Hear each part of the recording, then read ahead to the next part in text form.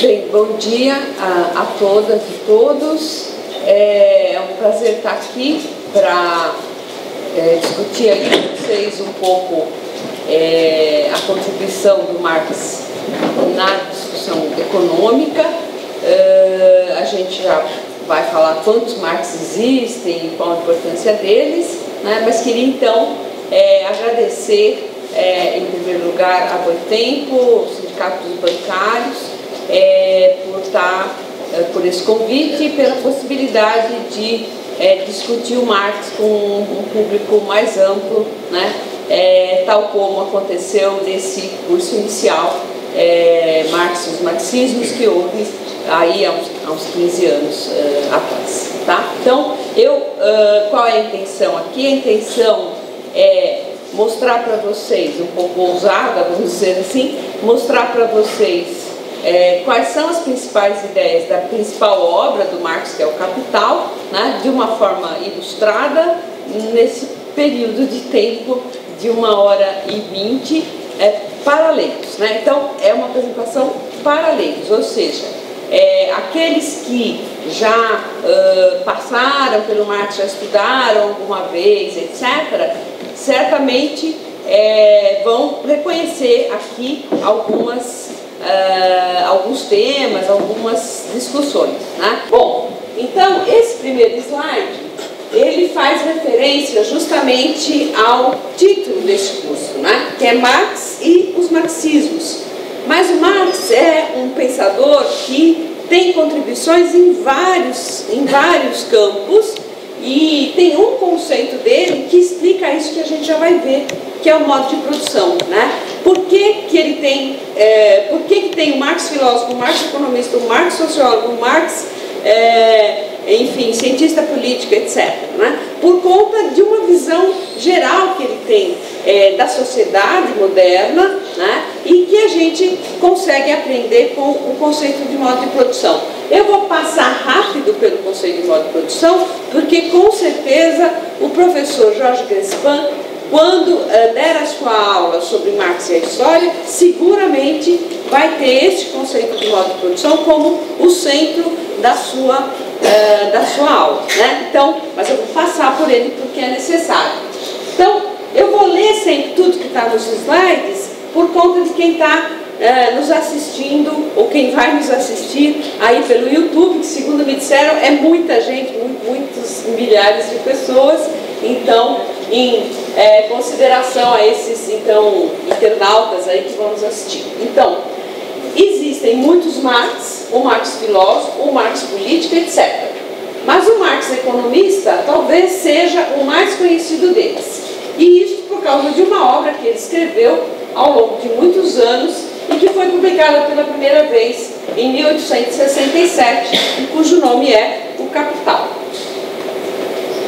Bom, antes de a gente entrar então nesse livro que é tão importante, nós vamos precisar lembrar que para o Marx, se a gente quiser conhecer uma sociedade, saber como ela é de fato, como ela funciona, a gente tem que olhar para o seu lado material. Isto é, nós temos que investigar de que forma essa sociedade sobrevive e se reproduz materialmente, né? Então, qual é a questão aqui? A questão é, olha, a instância mais importante da vida social, a atividade vital, é a atividade material. Por quê? Se a reprodução material da sociedade não for garantida, né, o que acontece com essa sociedade? Desaparece, né? Se eu não garantir a reprodução social dessa sociedade, as pessoas vão morrer, então desaparece a sociedade, né? Então a reprodução material é fundamental. Dizem, eu nunca consegui checar se essa informação é verdadeira ou não, mas é uma lenda que corre, que quando Marx morreu, Engels, na cerimônia ali do enterro do Marx, teria dito o seguinte, que o Marx, faz muito sentido, por isso eu acredito que seja verdadeiro, que o Marx descobriu uma coisa muito simples, mas para a qual ninguém havia ainda atentado com a devida, devido foco, foco, né? Não tinha posto foco nessa questão tão simples, que é a seguinte, que é que os homens, antes de fazerem política, antes de fazerem atividades religiosas, antes de filosofarem, antes de fazerem arte, eles precisam comer.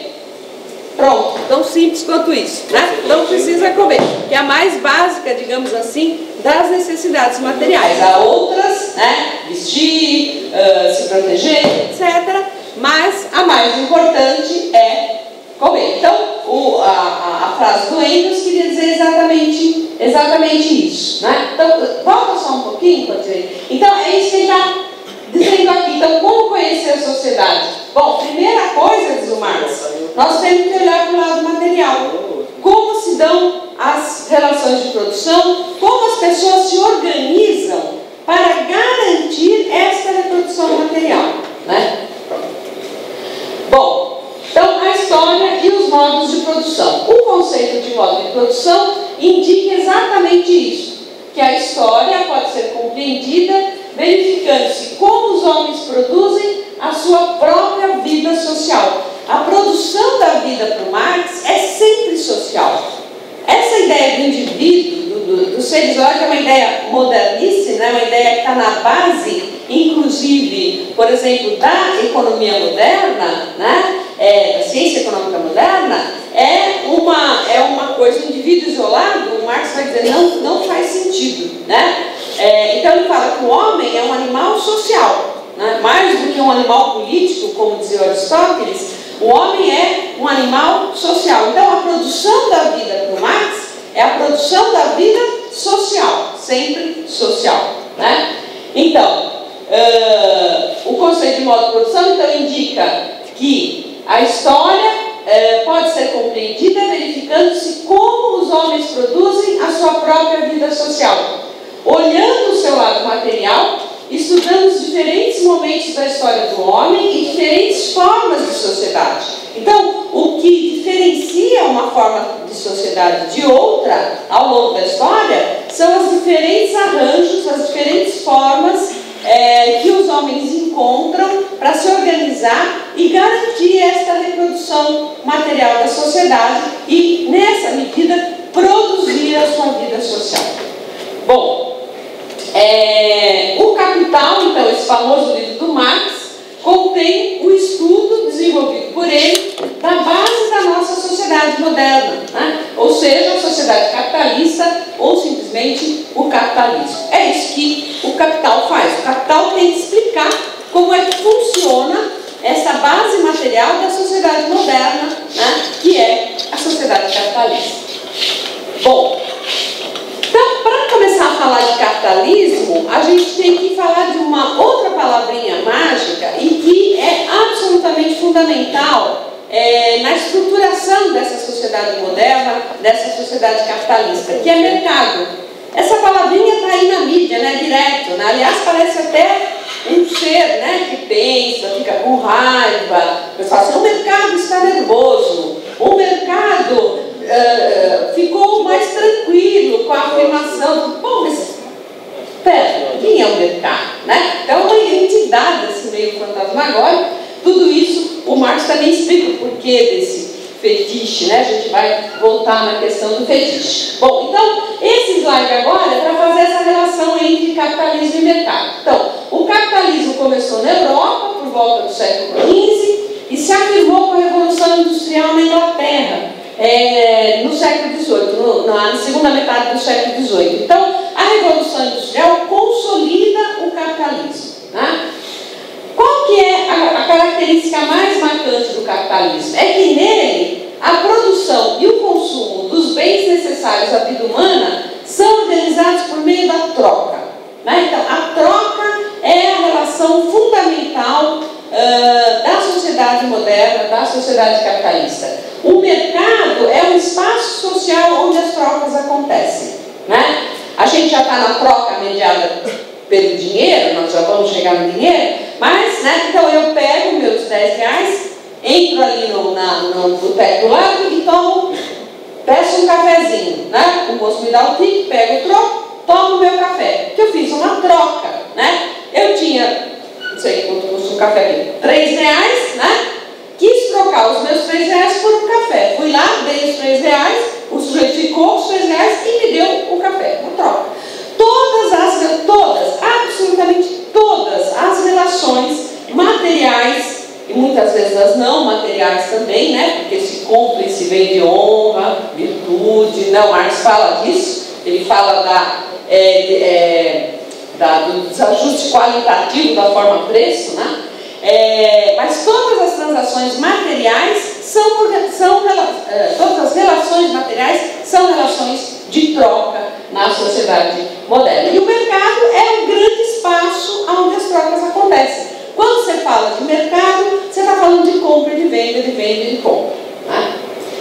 Bom, então por isso, né? Porque o mercado é esse grande espaço social onde a reprodução material da vida acontece, porque ela acontece por meio das trocas, né? O Marx então vai considerar que a mercadoria é a forma elementar da riqueza material da sociedade moderna, né? Assim como as células são as formas elementares dos seres vivos. A primeira frase do Capital diz o seguinte: nas sociedades onde domina o modo de produção capitalista, a riqueza aparece como uma imensa coleção de mercadorias, e a mercadoria individual como a sua forma elementar. Essa é a primeira frase do Capital. Então, veja que essas palavras todas, cada uma delas está muito bem colocada aí, tem um sentido. A riqueza aparece, né, como uma imensa coleção de mercadorias. Então, você olha essa figura aqui, né, no caso aqui são mercadorias que alimentam as pessoas, é um mercado de alimentos, de hortifruti, etc., né? É uma riqueza que está aí, tá certo? Essa riqueza, ela é fundamental para a reprodução material dessa sociedade, né? Então, por isso que o Marx vai começar pela mercadoria. O que é isso, a mercadoria? É isso que ele vai discutir. Bom, então, o que é a mercadoria? Então, Marx vai dizer que a mercadoria é, antes de tudo, uma coisa útil, ou valor de uso, como ele diz. Um produto do trabalho humano, porque tudo aquilo que está na figurinha ali, todas aquelas coisas foram produzidas pelo trabalho humano, né? Então, um produto do trabalho humano que satisfaz uma determinada necessidade humana. Como essas necessidades são inúmeras, inúmeras também são as mercadorias. As mercadorias têm, portanto, caras diferentes umas das outras. Mercadoria com cara de casaco, com cara de cadeira, com cara de pão, de cerveja, de remédio, de casa, etc. Lembrar aqui uma questão muito discutida e às vezes mal compreendida no Marx. Muitos acreditam que o Marx só tratou das mercadorias tangíveis. O que é tangível? É aquilo que eu, com os meus 5 sentidos, eu consigo pesar, medir, olhar, ver a cor, cheirar, né? Então, é tangível. Mas existem as mercadorias intangíveis, que satisfazem necessidades humanas básicas também. Uma consulta médica é uma mercadoria, né? Eu vou lá no médico e pago a consulta, né? O tempo do médico, aquele tempo que ele despende comigo, me consultando e tentando diagnosticar o meu problema, é o serviço médico que eu estou pagando. Da mesma maneira, se eu tiver que fazer um exame, um procedimento hospitalar, isso é chamado de intangível, mas é a mercadoria igual. Ou seja, os serviços, com exceção do comércio, nós já vamos ver por quê, os serviços, eles são tão mercadorias para o Marx quanto as mercadorias tangíveis, né? Serviço, então, são serviços pessoais, transporte, serviço de saúde, serviço de educação, serviço de segurança, serviço de limpeza, serviço, né? É tão mercadoria quanto as mercadorias tangíveis, né? Bom, é que é mais fácil explicar o conceito de mercadoria usando as mercadorias tangíveis, né? Então, por isso Marx usa lá no exemplo clássico dele o linho e o casaco, né? Que são duas mercadorias tangíveis. Bom, mas aí então primeiro lado da mercadoria é o corpo da mercadoria, que pode ser tangível ou intangível, mas que na realidade ele apresenta o quê? Uma diferença qualitativa de um para o outro. São mercadorias diferentes que satisfazem necessidades diferentes. Mas se as suas caras são diferentes, porque os seus corpos são diferentes, as suas almas são absolutamente iguais. E é isso que torna essas coisas mercadorias. Essa alma de origem comum existe porque essas inúmeras diferentes coisas, quando estão no mercado para serem trocadas, isto é, compradas por alguém, e enquanto estão lá, são apenas valores, ou seja, coisas de 10, de 20, de 50 centavos, de 8 mil, de 1 milhão. Então, eu tenho lá a pera no mercado, mas eu não tenho só a pera. Eu sempre tenho uma plaquinha pendurada nela que diz quanto ela custa. Eu tenho a blusa no mercado, a bolsa, né? Mas sempre tem lá uma plaquinha pendurada e com os numerinhos. O que são esses numerinhos? Né? Então, essa aí é a alma da mercadoria. A mercadoria tem valor de uso de um lado, que é o seu corpo, e valores. Foi uma metáfora que eu fiz aqui, um pouco inspirada em algumas metáforas do próprio Marx, para tentar explicar a vocês, porque é deste conceito tão simples, né, que o Marx vai tirar toda a estrutura do capital. Tudo é desdobramento deste conceito de mercadoria. Bom, então, assim, se no que diz respeito aos seus corpos, as mercadorias variam qualitativamente, né? Então, cada uma serve para uma coisa, cada uma tem uma cara diferente da outra, né? No que diz respeito às suas almas, elas variam apenas quantitativamente, ou seja, umas valem mais e outras valem menos. Mas a natureza da alma das mercadorias é sempre a mesma, qualquer que ela seja, tangível ou intangível, com uma cara ou com outra cara. Né? Então, mercadoria é o que é para o Marx? Valor de uso e valor. Pronto, é isso que é a mercadoria. Muita gente acha que o Marx disse que a mercadoria é valor de uso e valor de troca. Não, quem disse isso foram os primeiros economistas políticos que antecederam o Marx e nos quais ele se inspirou e depois fez a sua crítica. É da crítica a esses pensadores que surge o Capital, né? Que são o Smith e o Ricardo, principalmente Adam Smith e David Ricardo. Adam Smith escreve uma obra no último quartel do século XVIII chamado A Riqueza das Nações, e que é considerada a obra seminal da ciência econômica, né? Ele é considerado o pai da economia por conta desse livro. E o David Ricardo, que vai escrever nas primeiras décadas do século XIX, escreve em 1815 um livro chamado Princípios de Economia Política e Tributação, e que é também uma obra muito importante dentro da história da ciência econômica. O Marx vai aprender com eles, né? E eles é que falam, o primeiro a dizer isso é o Adam Smith. Mercadoria é valor de uso. Não fala de mercadoria, não. Mercadoria é um conceito do Marx. Ele fala, as coisas têm dois diferentes tipos de valor: valor de uso e valor de troca. Valor de uso é aquilo para o que ela serve, valor de troca é o quanto eu recebo por ela se eu não a quiser e eu for vendê-la no mercado, né? Bom, mas o Marx vai dizer, a mercadoria é valor de uso e valor. Nós vamos ver como que ele introduz o valor de troca nessa história. Bom, então Marx diz por isso que a mercadoria é um duplo valor de uso, as diferentes utilidades que fazem com que as mercadorias tenham diferentes caras e corpos, e valor, a alma idêntica que faz com que os produtos do trabalho humano, que satisfazem as mais variadas necessidades humanas, tenham de se transformar numa quantidade de valor antes de que possam satisfazer de fato essas necessidades.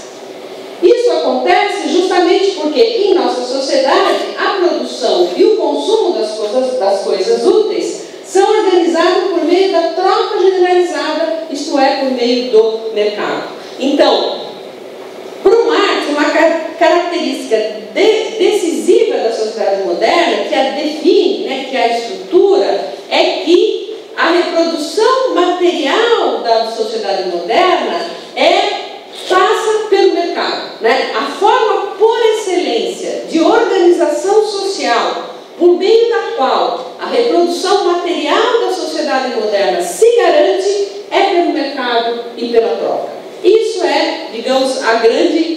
grande base, né, muro de arrimo ali, é onde Marx vai estruturar toda a sua teoria e, portanto, também o conceito de mercadoria, né, que deriva daí, que é tão importante.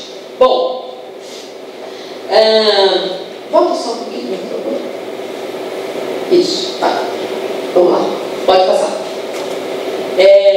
Bom, e aí o Marx vai falar uma coisa interessante, vai falar do salto mortal da mercadoria. O que é isso? Né? Então, da mesma maneira que em todas as outras formas de sociedade que o homem já inventou, também aqui no capitalismo, as necessidades humanas são satisfeitas graças ao trabalho humano que transforma a natureza e produz a partir dela coisas úteis. Né? Como é que o Marx define o trabalho? Ele diz: o trabalho é uma atividade que tem um fim, uma finalidade, a produção de coisas úteis. Né? Ele vai dizer várias vezes, não importa se essas necessidades são do estômago ou do espírito, né? Da fome ou da fantasia, em algumas outras tradições, né? Mas sempre só se trabalha para produzir coisas úteis, coisas que sirvam a alguém, que satisfaçam a necessidade de alguém. Né? Mas, então, essa definição de trabalho, ela é histórica. Em qualquer sociedade humana, desde o homem das cavernas, né, o homem trabalha para produzir coisas úteis. E o que é o trabalho? É a transformação da natureza. É a adequação da natureza à satisfação das necessidades humanas. Tá certo? Bom, o que diferencia esta nossa sociedade moderna das sociedades anteriores? Né? É que aqui as coisas úteis produzidas, elas têm que passar pela troca antes de que essas necessidades sejam satisfeitas. Uma blusa que fica na vitrine da loja ou na prateleira do mercado e não é vendida, ela não satisfaz a necessidade de ninguém. Um alimento que sobra no mercado e acaba sendo descartado porque ele estragou, poderia ter satisfeito a necessidade de alguém, de alimento, mas como depende da troca, precisa realizar o valor que está lá na mercadoria primeiro, antes de que isso sirva, atenda alguma necessidade, esse tipo de coisa acontece. Né? Então, só nesta sociedade, os produtos do trabalho humano têm que se transformar em coisas de valor antes de poderem satisfazer essas necessidades. A necessidade dessa transformação, Marx chama o salto mortal da mercadoria. Né?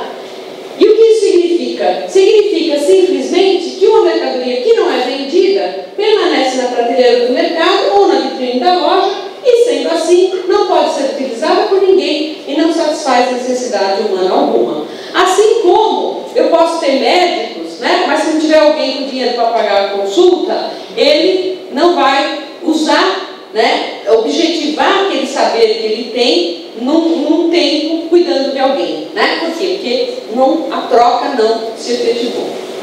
Bom, e o que é o dinheiro? Então, é desenvolvendo essa ideia de mercadoria que Marx explica o que é o dinheiro. O valor das mercadorias pode ser dito de várias formas. Eu posso dizer, por exemplo, o valor de um refrigerador em passagem de ônibus. Né? Quanto custa a passagem de ônibus? Tanto. O refrigerador é tanto, então eu digo assim, um refrigerador é, sei lá, 5.000 passagens de ônibus. Não, é muito. 1.000 passagens de ônibus, né? 4.000 reais, né? Tá bom. Por aí, né? Posso dizer isso. Ou eu posso dizer o valor de 1 litro de leite em pãezinhos. 1 litro de leite igual a 5 pãezinhos, né? 10 pãezinhos.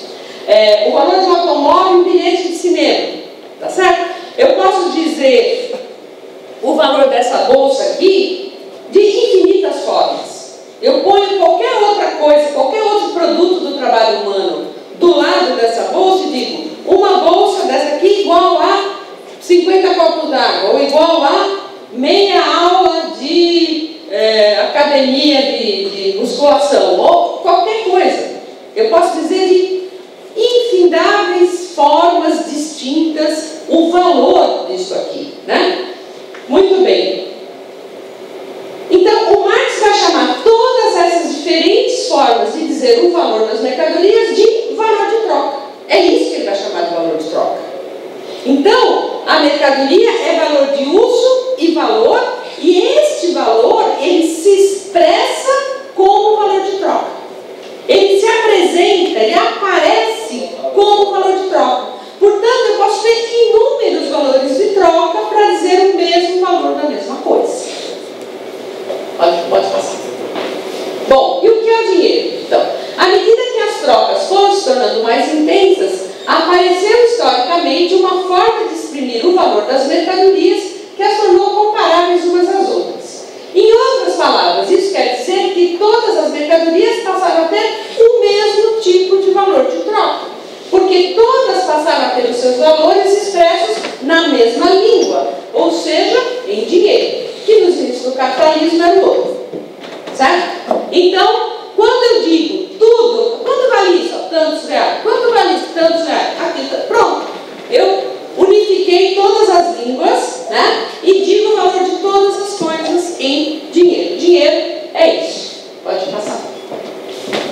Bom, mas o que determina o valor das mercadorias? Por que isso custa 5 centavos, isso aqui custa 3 reais e a mesa custa, sei lá, 700 reais? Né? Por quê? O que faz essa diferença? Então, com o surgimento do dinheiro, a troca transforma-se em venda por um lado e em compra por outro. Quando o valor da mercadoria é expresso em dinheiro, diz Marx, temos a forma preço. Né? Então, o que é o preço? É o valor de troca das mercadorias quando ele é dito em dinheiro. Né? Sob a forma de dinheiro, utilizando o dinheiro como valor de troca. O Marx diz, o preço é a expressão monetária, né, do valor das mercadorias. Mas, afinal de contas, de onde vem esse valor? Né? O que é que faz com que uma coisa tenha um valor e outra coisa tenha outro valor?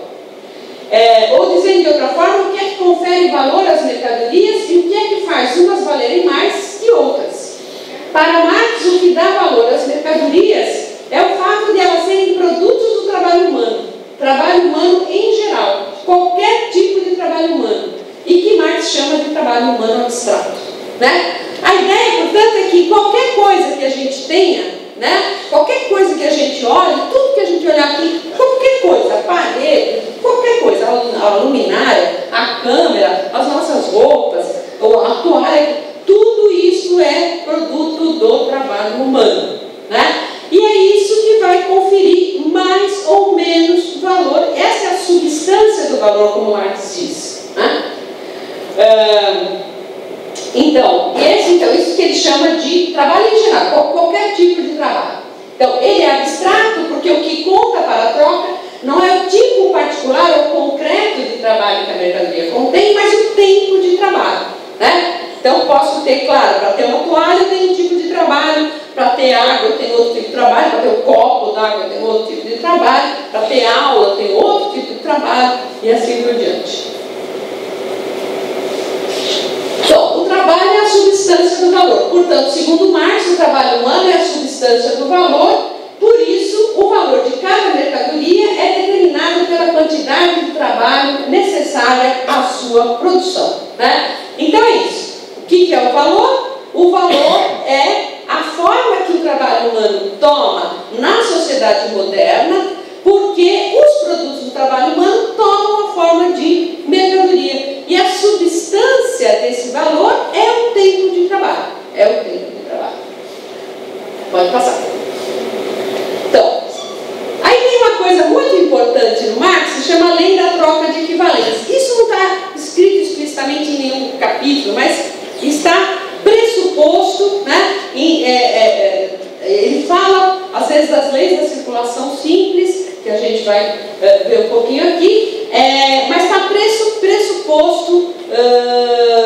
pressuposta a existência dessa lei em todo o discurso que o Marx faz, principalmente no livro 1, né, do Capital. Esqueci de falar, o Capital são 3 volumes, né? O Marx publicou o primeiro em 1867, ainda em vida, o segundo, não me lembro exatamente quando saiu, mas ele já tinha morrido, mas já estava pronto praticamente, estruturado, só não estava ainda editado, né? E o terceiro volume já é aí uma coletânea que o Engels fez dos escritos do Marx, né, dentre as várias estruturas que ele tinha deixado para o livro 3. Então, por isso que o livro 3 é tão controvertido, né? Tem lá uns enxertos do Engels no meio, agora estão fazendo as edições sem os enxertos do Engels, enfim, tem toda uma discussão. Mas o livro 1, né, um livro onde estão os conceitos fundamentais, é um livro que até a própria primeira tradução do livro, que foi para o francês, ele escreveu em alemão,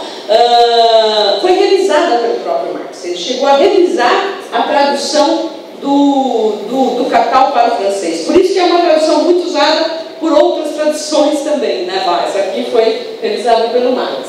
Bom, mas então, fiz um parênteses aí para falar um pouco da obra do Capital, que eu queria ter falado no início e me esqueci. Bem, então tem esta lei da troca de equivalência. O que quer dizer esta lei? Sendo o valor assim determinado, a operação de troca segue a chamada lei da troca de equivalentes. O que ela significa? Significa que na operação de troca, valor se troca por valor igual. Então, se alguém possui uma mercadoria cujo valor determinado pelo tempo de trabalho que ela levou para ser produzida é, por exemplo, 10, ele trocará por 10. Quando a troca não obedece a essa lei, e isso às vezes acontece, muitas vezes acontece, existe algum tipo de fraude. Mas o Marx trabalha com esse pressuposto, de que a lei da troca de equivalentes está sendo obedecida. Ou seja, se eu digo esse copo igual a 5 centavos, né, esse igual é para valer. Né? O mesmo valor que tem que trabalho aqui, tem nos 5 centavos. Pode passar.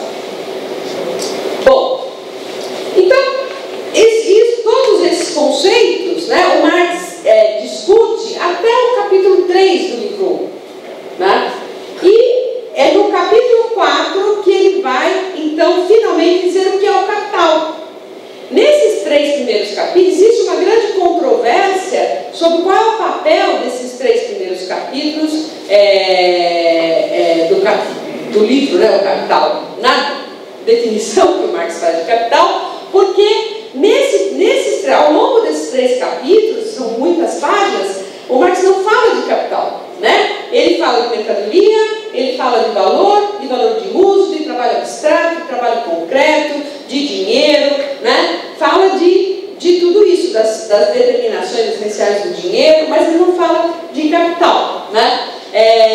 Ele vai então explicar o capital no capítulo 4, que já é a segunda seção do livro 1, a partir desses conceitos iniciais que a gente passou aqui. Né?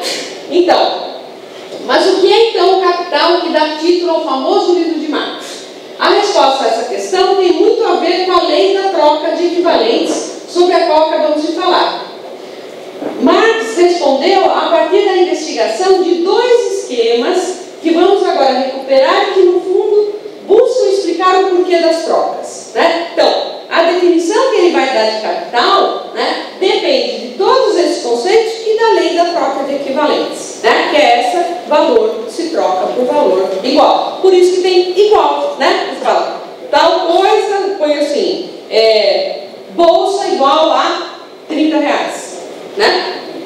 Então, o primeiro esquema, aonde ele vai buscar esses esquemas? Na circulação. O que é a circulação? O mercado.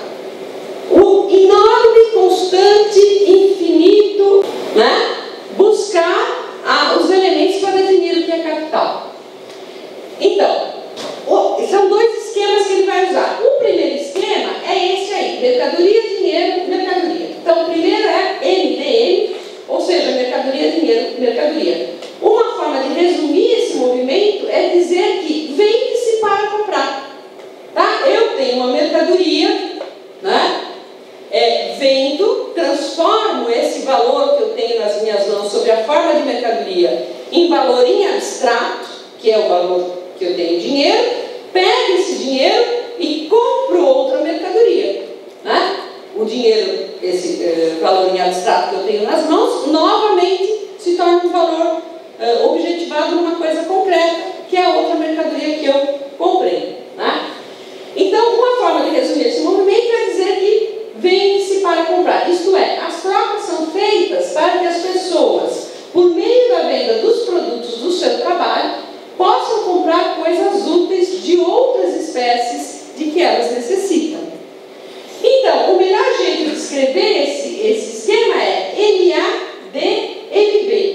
Isso significa que o proprietário da mercadoria A primeiro vende sua mercadoria, isto é, troca por dinheiro, em seguida toma esse dinheiro e compra a mercadoria B, da qual ele necessita. A finalidade desse movimento, portanto, é fazer com que essas diferentes coisas úteis troquem de mãos e possam ser de fato utilizadas. Eu sempre digo para os meus alunos, quando eu dou curso sobre Marx, que lembrar o que é mercadoria para o Marx é fácil. É sempre lembrar que ela está sempre na mão errada. A mercadoria está sempre na mão errada, porque ela é um não valor de uso para quem a tem, né? Porque se fosse um valor de uso para ele, ele não a venderia, e ela é um valor de uso para quem não a tem e que quer essa mercadoria que está na posse do outro, né? Então, mercadoria é uma coisa que está sempre na mão errada, ou seja, a dança das mercadorias é uma absoluta necessidade do sistema, a circulação, né? A mudança de mãos das mercadorias. Então, a finalidade desse movimento, quando olha a circulação e corta os fluxos de compra e venda desse jeito, né? Nesse sentido de vender para comprar, né? A finalidade desse movimento é que as mercadorias troquem de mãos. Pode passar. Bom, mas se o mercado é uma sequência interminável de operações de venda e compra, em que as mercadorias e dinheiro mudam constantemente de mãos, esse movimento também poderia ser mostrado como o inverso, que é o DMD, né? Ou seja, dinheiro, mercadoria, dinheiro, que vem a ser o segundo dos esquemas apresentados pelo Marx. Nesse caso, a forma de resumir o movimento é dizer que compra-se para vender, né? Então, o comércio é um tipo de movimento desse jeito, tá? Compra as coisas e vende, né? Então, eu tenho dinheiro, mercadoria que ele comprou, dinheiro novamente, né? Mas será que escrito dessa forma o movimento faz sentido? Lembrando que, volta só um pouquinho, lembrando que nesses traços que eu coloquei tanto no MDM quanto no DMD, esse traço significa igual. É o igual, são trocas, a lei da troca de equivalentes está prevalecendo. Pode passar. Então, Marx vai mostrar que não. Qual seria o sentido, a finalidade desse movimento? Em outras palavras, por que razão alguém que tenha, por exemplo, 1.000 em dinheiro irá comprar com ele uma mercadoria no valor de 1.000 para vendê-la novamente pelos mesmos 1.000? Faz sentido? Como eles têm a mesma natureza, né, só pode ser uma diferença quantitativa. Diferentemente do outro caso, no vender para comprar, eu tenho uma mercadoria de um tipo na minha mão e quando acaba o movimento, eu tenho uma mercadoria de outro tipo. Então, faz sentido a transação. Agora, se é comprar para vender, só faz sentido se o dinheiro final for maior que o dinheiro inicial. Senão, não faz sentido, né? Então, portanto, vai dizer Marx, o circuito DMD só faz sentido se o D final for maior que o D inicial, de modo que ao final do movimento, o sujeito tenha mais dinheiro do que antes de iniciar. Marx o escreve então da seguinte forma: DM, D'. O DMD não existe, só existe o DM, D', né? Onde o D' é igual ao D mais delta D, ou seja, o dinheiro final, D' é igual ao dinheiro inicial D mais um acréscimo de dinheiro delta D, né? A gente usa o símbolo grego delta para dizer que é um acréscimo, um adicional, né? Que tem naquele dinheiro inicial. Pode passar. Então, o circuito DMD é o capital. Pronto, a primeira definição de capital que aparece no Capital de Marx, no capítulo 4, na segunda seção, é essa, né? Que o capital é um movimento, é esse movimento de valorização do valor. Qual é a finalidade do movimento? Por que alguém empreende esse movimento de comprar para vender? Para aumentar o valor em abstrato que ele tem nas mãos, a riqueza em abstrato que ele tem nas mãos. Essa é a finalidade do movimento. É por isso que ele faz sentido, né? Então, nós temos então dois movimentos: MADMB, vender para comprar, e comprar para vender. O capitalismo para Marx é uma sociedade que tem sua base material organizada pela troca e, portanto, pelo mercado, sendo que seu movimento característico é justamente de linha, ou seja, o movimento de valorizar o valor. É esse movimento de valorização do valor que o Marx chama de capital. Então, primeira definição de capital. Capital é um movimento. Qual movimento? Movimento de valorização do valor, né? Movimento de comprar para vender no sentido de obter mais valor do que se tinha inicialmente. Pode passar. Bom, a consequência disso é que no capitalismo, tudo que é produzido e que vai servir para satisfazer alguma necessidade humana é produzido visando, antes de tudo, a troca, ou seja, a sua transformação em dinheiro. Portanto, ainda que no final do movimento essas coisas venham de fato a satisfazer necessidades humanas, quem as produz não as produz por essa capacidade que elas têm, mas as produz porque visa trocá-las por dinheiro para obter mais dinheiro do que tinha antes da operação, né? Ou seja, o capital é indiferente aos seus conteúdos. Se o cara vai produzir sardinha em lata ou software de computador, depende daquilo que ele acha que vai dar mais retorno no período seguinte. Aliás, o capital hoje são grandes blocos de capital que estão em praticamente todos os setores. É isso que domina hoje toda a produção mundial, praticamente. Hoje o mundo é totalmente e completamente capitalista, com raríssimas exceções, né? Então é isso, quer dizer, o que o capital produz? Qualquer coisa. É por isso que quando você proíbe uma coisa, tem sempre o mercado negro, e aí as drogas, etc, né? Bom, volta só um pouquinho. Então, ou seja, a satisfação das necessidades humanas não é a finalidade do movimento. A finalidade do movimento é produzir valor.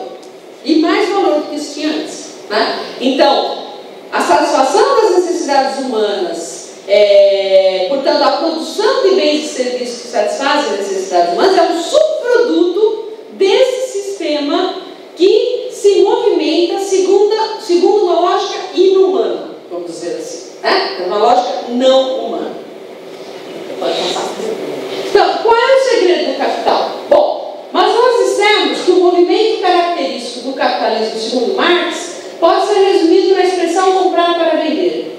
E dissemos também que a finalidade de quem o opera é obter ao final mais dinheiro do que tinha antes. Mas, considerando o respeito à lei da troca de equivalentes, que tipo de coisa será essa que se pode comprar e depois vender por um valor acima de seu valor original, ou seja, por um valor superior ao inicialmente pago?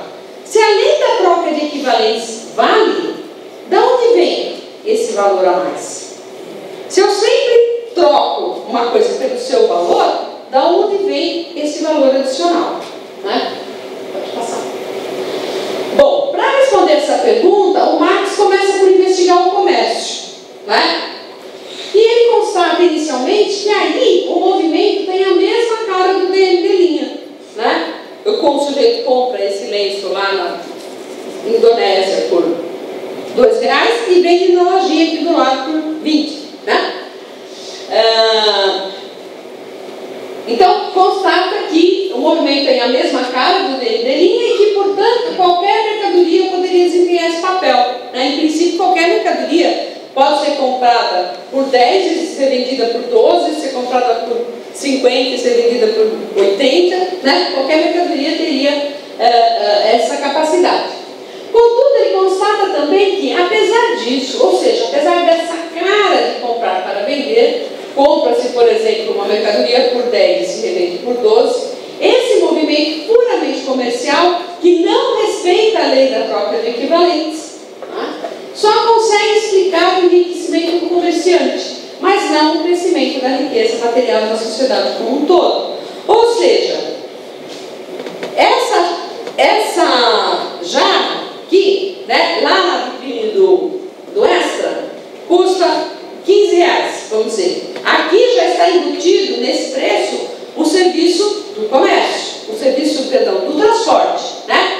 O transporte que trouxe essa jarra da fábrica onde ela foi produzida até a prateleira do mercado. Então, nesses R$15 já está o transporte. Então, de duas umas, né? Se ele está vendendo por 15, o mercado, ele está lucrando aí, vamos supor que todo esse custo deu para ele 10. O custo da jarra e mais o transporte dela, né?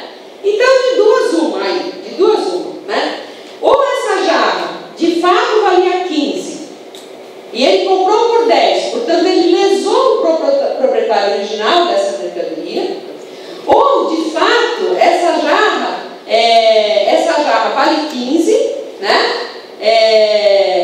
Não, pera, que me confundi agora.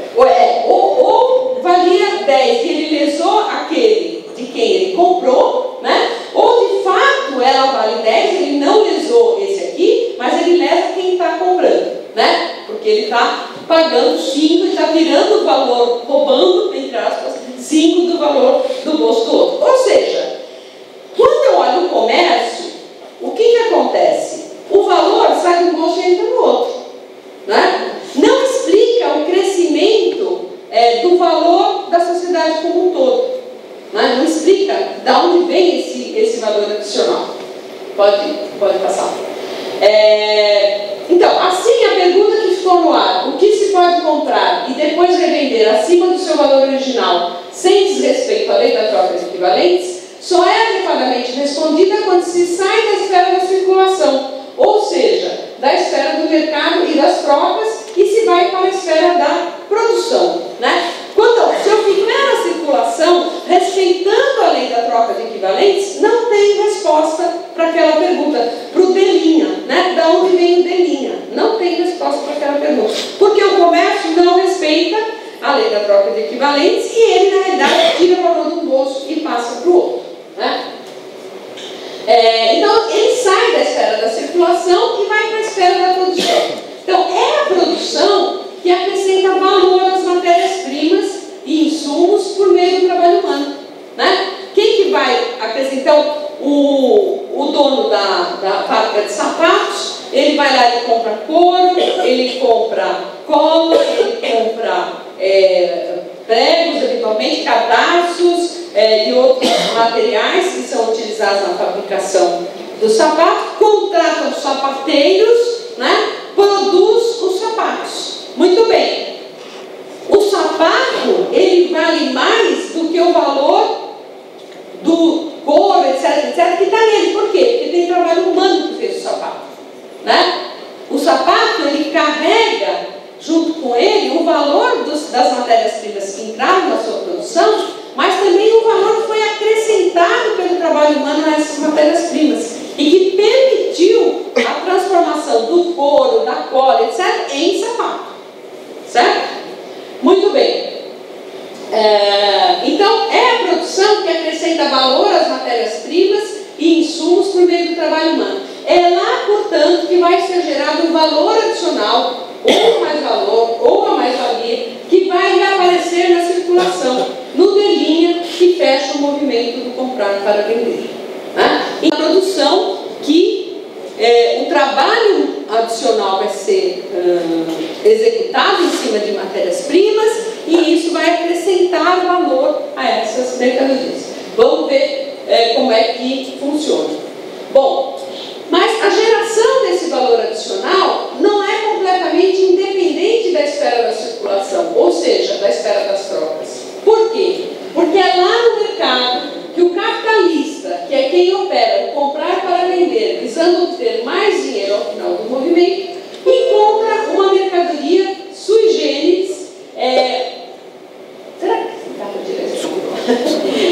Encontra uma mercadoria sui generis, uma mercadoria especial, que é a força de trabalho, cujo valor de uso é justamente o de produzir valor. Então, estamos chegando na segunda definição de capital. O que é a mercadoria força de trabalho?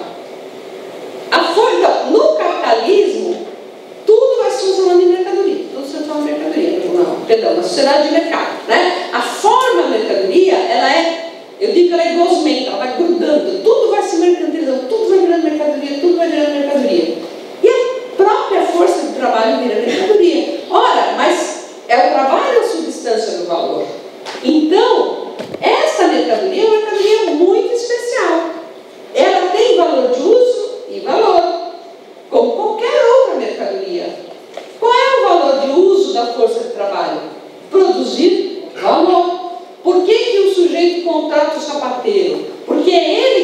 agregar valor ao couro, polo, etc., com o trabalho dele de sapateiro. Tá certo? Então, e essa mercadoria tem também valor. Qual o valor da mercadoria? O salário. Né? Então, tem lá o contrato, você está o quê? Você está vendendo, você é um membro da sociedade moderna, proprietário de mercadorias. O Marx diz, todos são proprietários de mercadorias. Todos são proprietários de mercadorias na sociedade moderna. A grande questão é que a enorme maioria das pessoas só tem uma mercadoria para vender, que é a sua força de trabalho. Né? E pode acontecer que eventualmente ninguém querer comprar a sua força de trabalho. Que aí você fica numa situação difícil. Né? Bom, então, quem vende de sua mão de obra em troca de salário, uma escrava, uma pessoa livre, que vivendo em uma sociedade inteiramente organizada pelo mercado e pela troca, vende para sobreviver a única mercadoria que tem para vender, ou seja, sua força de trabalho.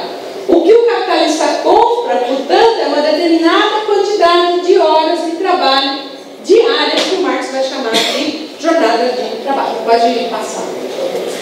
Bom, o consumo da força de trabalho. Uma vez compradas as jornadas de trabalho, o seu proprietário capitalista retira-se da esfera social da circulação e vai para a esfera privada consumir a sua mercadoria. Ele comprou horas de trabalho e ele vai consumir as suas horas de trabalho, assim como vai consumir um litro de leite que ele comprou. É exatamente o mesmo movimento. Né?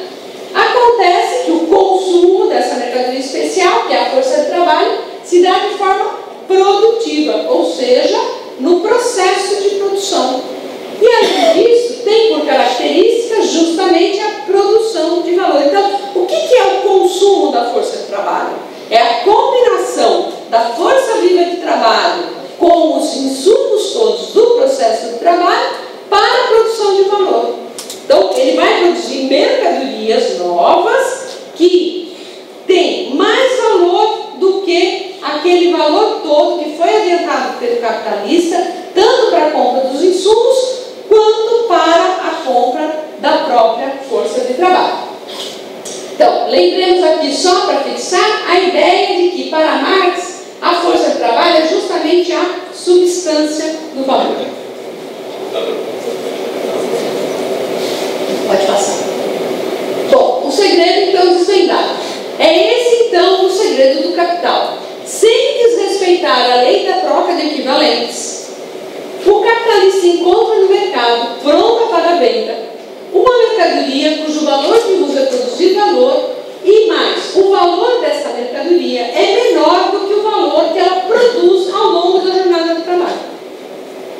O valor de troca da mercadoria força de trabalho é o salário. E o seu valor de uso é a quantidade de valor que ela é capaz de produzir ao longo da jornada de trabalho e que, regra geral, é maior do que o valor, o salário que ela custou ao capitalista. Ou ele não faria essa compra. Né? Dessa diferença é que surge o acréscimo de valor do qual se apropria o capitalista e que aparece no movimento do comprar para vender. Então, o processo todo é o seguinte: o capitalista tem dinheiro, ele vai ao mercado, estamos na esfera da circulação, ele compra lá matérias-primas, insumos, equipamentos, máquinas, horas de trabalho, força de trabalho, pega tudo isso, sai da esfera da circulação, vai para a esfera privada do consumo, que nesse caso é a esfera da produção, combina esses elementos todos, faz o gerenciamento da produção, tem como resultado um conjunto de mercadorias, vai dizer o Marx, engordadas de mais-valia, ele volta à esfera da circulação com essas mercadorias, realiza o valor dessas mercadorias, vendendo essas mercadorias no mercado e recupera o seu dinheiro aumentado. A lei da troca de equivalentes não foi desrespeitada, nem no começo, quando ele comprou as mercadorias, inclusive a força de trabalho, né? Porque o valor da força de trabalho é o salário dela, é o valor que custa a sua reprodução, dentro dessa lógica. Que o seu valor de uso seja de produzir mais valor do que aquele que ela gosta, é da sua natureza. Né? Então, a lei da troca de equivalentes é respeitada aqui e é respeitada na ponta final da circulação também, porque é pressuposto que mercadorias engordadas de mais-valia serão vendidos pelo seu valor. Né? Bom, pode passar. Deu uma hora, ok. Sendo assim, então, para o capitalista, quanto maior for a jornada de trabalho, tanto maior será essa diferença e tanto maior será a valorização do valor que o capitalista obtém. Ao mais valor que ele obtém dessa forma, ou seja, esticando a jornada de trabalho, Marx vai chamar de mais-valia absoluta. Por isso, nos inícios da Revolução Industrial na Inglaterra, as jornadas de trabalho chegaram a ser de 16 ou até de 18 horas por dia. Né? Porque quanto mais longa a jornada de trabalho, maior é o tempo que ele trabalha, porque uma parte do tempo o trabalhador trabalha para repor o próprio valor do salário que o capitalista paga para ele. Né? O que ele trabalha mais é o que vai produzir o lucro. Então, quanto maior a jornada, maior é a probabilidade de ele estar trabalhando além do necessário para repor o valor da sua força de trabalho. E o que determina o valor da força de trabalho? Né? Bom, a outra forma de obter valor adicional, né, tem a ver com o conceito, um outro conceito que é o de mais-valia relativa, e para discutir de esticar a jornada de trabalho, que ele chama de mais-valia absoluta. Para discutir a mais-valia relativa, a gente tem que entender o que determina o valor da força de trabalho para o Marx. Né? Então, há uma outra forma de aumentar aquela diferença, que é reduzindo o valor da força de trabalho. Pois se ele for menor, a diferença de se apropria o capitalista será maior, mesmo que a jornada de trabalho não aumente. Né? Então, eu posso manter a jornada de trabalho, mas se o valor da força de trabalho se reduzir, o que sobra para produzir valor adicional vai ser maior da mesma forma. Mas surge então uma pergunta: o que determina o valor da força de trabalho, ou seja, o salário? Pode passar. Bom, então a mais-valia relativa. Como a força de trabalho é uma mercadoria, o seu valor se determina da mesma forma segundo a qual se determina o valor de todas as demais mercadorias, ou seja, pela quantidade de trabalho necessária à sua produção. No caso da força de trabalho, isso significa que o seu valor é determinado pela quantidade de trabalho necessária à produção dos bens que compõem a cesta de consumo do trabalhador e que lhe permitem sobreviver e se reproduzir. Assim, se cair o valor desses bens, cairá o valor da força de trabalho, o que possibilitará ao capitalista a apropriação de uma mais-valia aumentada, mesmo mantendo o tamanho da jornada de trabalho. A esse tipo de mais-valia, o Marx vai chamar mais-valia relativa. Tá? Então, se eu tenho algum desenvolvimento tecnológico em que eu produzo os bens necessários ao trabalhador em menos tempo de trabalho, o valor da força de trabalho vai ser menor, né? Vai se reduzir. E, portanto, vai sobrar mais tempo da jornada de trabalho para produzir valor adicional. Mas os capitalistas não sabem disso, a não ser intuitivamente.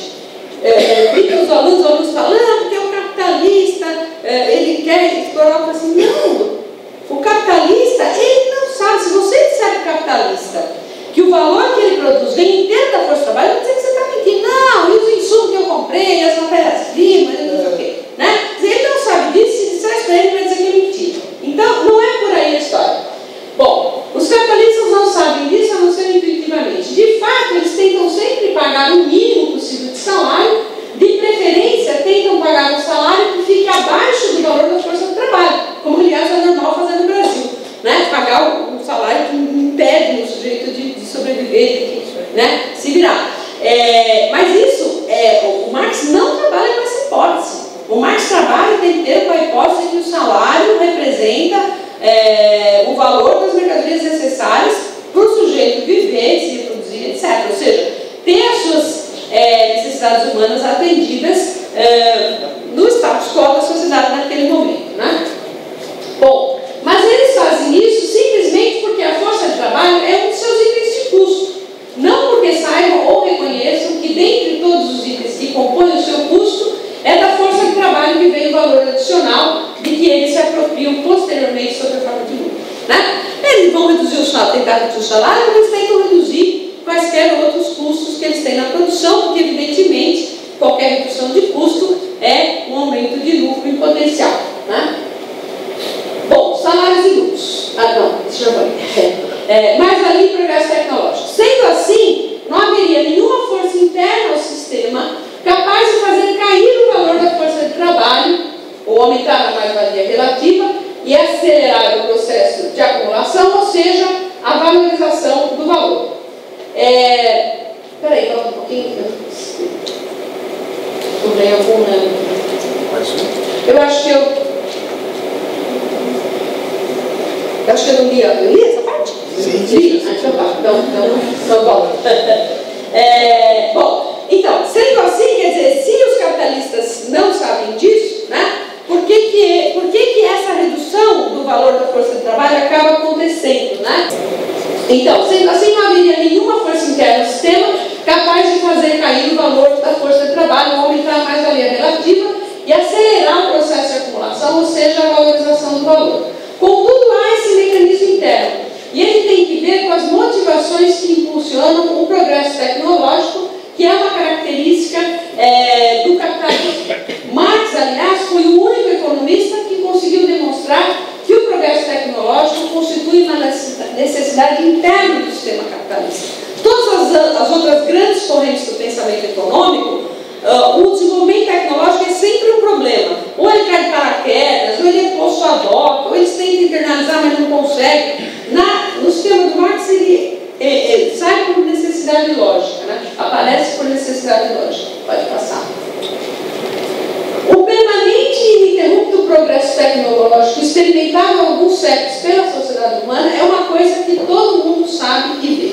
Mas por que acontece de modo assim tão avassalador? Nós estamos num momento agora, por exemplo, em que o progresso técnico quase pega com a mão, né? A velocidade com que essa era digital, essa era da comunicação por smartphones, etc, etc. Quer dizer, a evolução é muito rápida, né? Hoje a gente já fala de uma indústria 4.0, pautada pela inteligência artificial, pela robótica, pela internet das coisas. Essa internet das coisas vai ser uma revolução enorme, né, no sistema capitalista. Bom, mas então por que isso acontece? Como é que o Marx explica isso? E o que isso tem a ver com a mais-valia relativa e o valor da força de trabalho? O que Marx mostra é que esse movimento frenético tem que ver com a lógica do funcionamento do sistema capitalista, e é por isso que esse modo de produção é tão dinâmico do ponto de vista material. É o avanço tecnológico que faz cair o valor das mercadorias e, portanto, também o da mercadoria força de trabalho. Existe uma lógica dentro do sistema que empurra o sistema para se desenvolver tecnologicamente, a gente já vai ver qual é. E, com isso, o valor de todas as mercadorias é reduzido, né? Também o da força de trabalho. É por meio dele que aumenta sem parar a chamada produtividade do trabalho, e quanto maior a produtividade do trabalho, menor o valor das mercadorias, porque menor se torna a quantidade de trabalho necessária para produzi-las, né? Se antes eu levava um X de horas para produzir essa jarra de vidro, e agora eu levo X pela metade, é evidente que o valor dela vai cair, né? Por quê? Porque eu produzo mais jarras pelo mesmo tempo de trabalho que eu tinha antes. Quando eu produzia uma jarra, agora eu produzo duas, né? Bom, então é por meio do desenvolvimento tecnológico, portanto, que a mais-valia sob a forma de mais-valia relativa é ininterruptamente produzida. Por quê? Bom, porque o empresário ou o capitalista que sai à frente numa inovação, por exemplo, que encontra uma forma mais rápida ou mais eficiente de produzir um determinado tipo de bem, ou seja, que encontra uma forma de produzi-lo gastando menos trabalho do que se gastava antes, acaba conseguindo fazer crescer a sua taxa de lucro.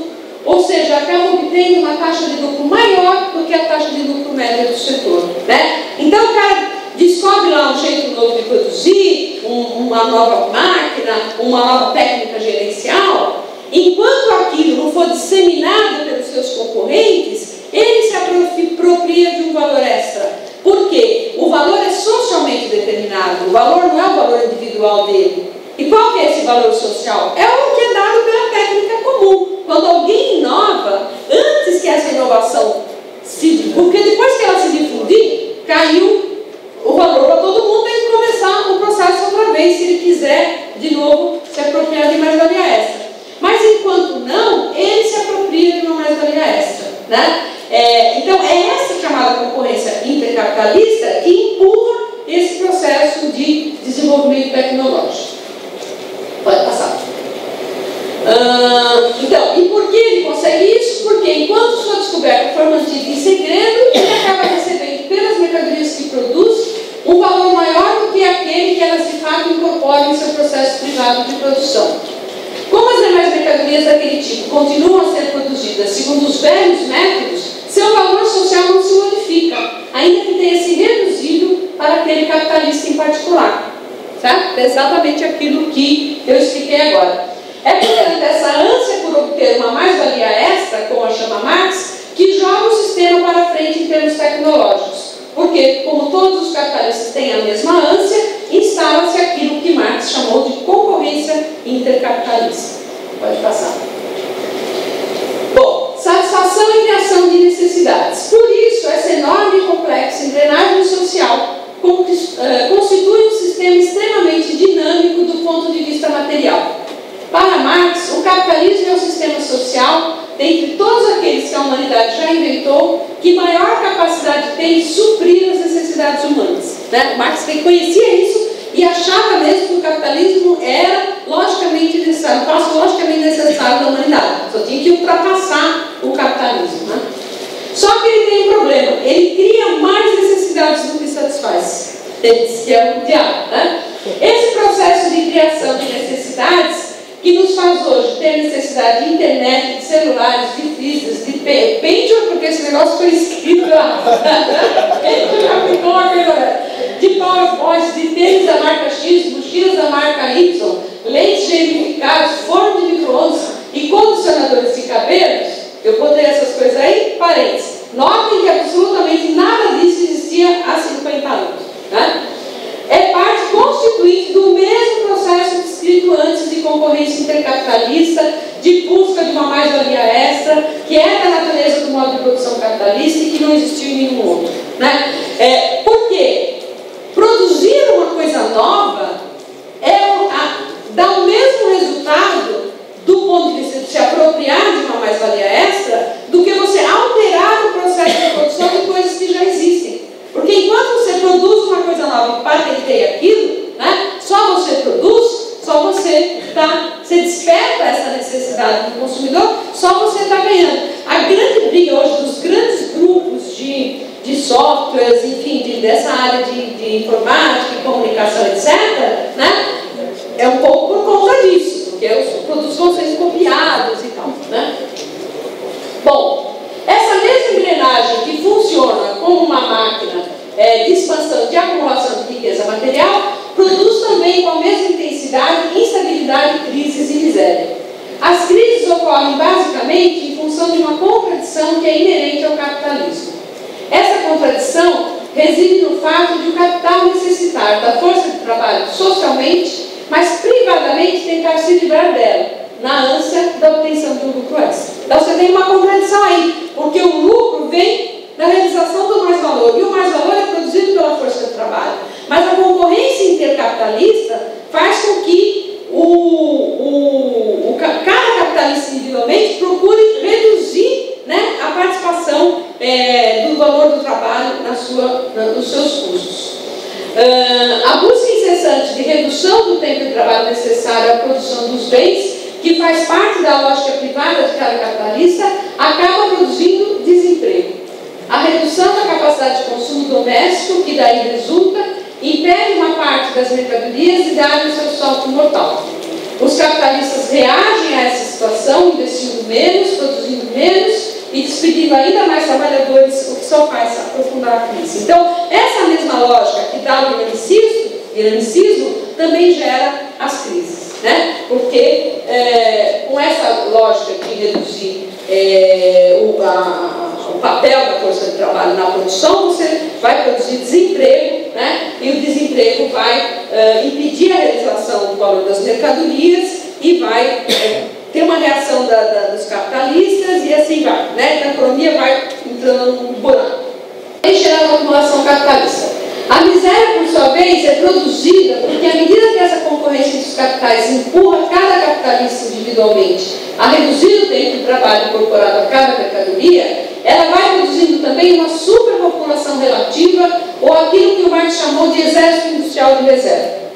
Esse excesso de reserva de mão de obra impede o crescimento dos salários nos momentos de crescimento econômico acelerado.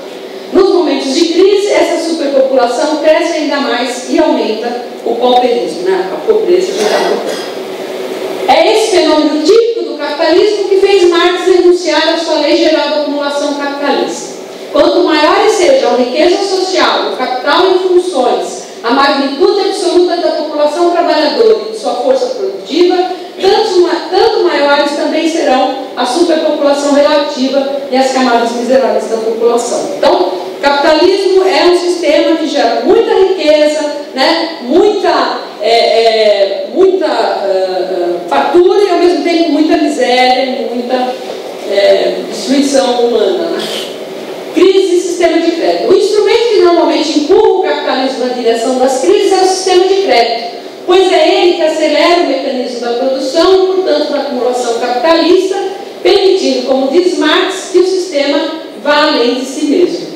Os economistas dizem, por isso, que o crédito alavanca o sistema econômico, mas, ao mesmo tempo em que ele alavanca o sistema, ele o torna mais estável e suscetível às crises, né? Então, o crédito é um sistema em que ele empurra esse dinamicismo da economia capitalista, ele torna mais acelerado esse dinamicismo, né? Então, quando as crises ocorrem, elas também são mais profundas por conta disso, né?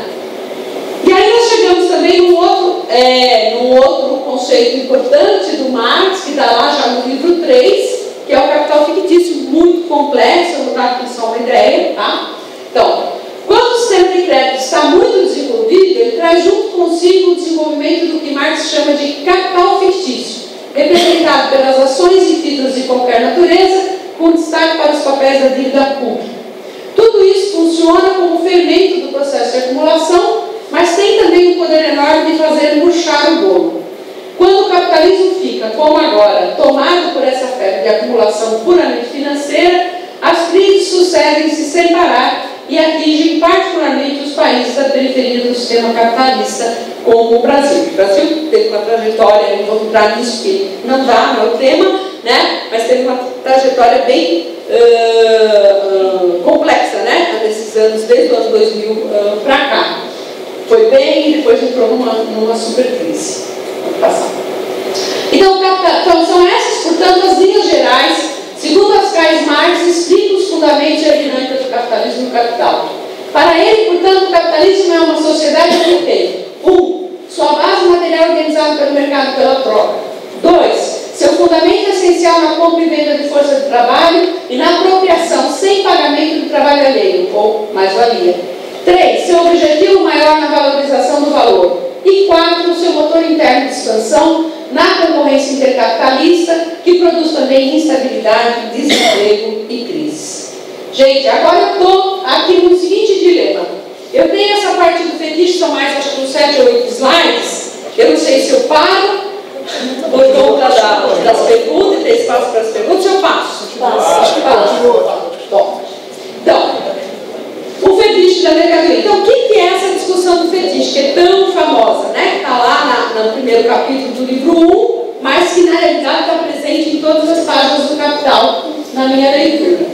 Bom, tudo isso parece muito natural. Comprar, vender, lucrar, esse mundo todo da mercadoria, né? Tudo isso fica naturalizado, tá certo? Quer dizer, as pessoas não se dão conta de que isso são coisas que derivam desta forma particular de organização da sociedade, que não é algo natural, nem a troca é natural, nem o lucro é natural, né? Nem a mercadoria é natural.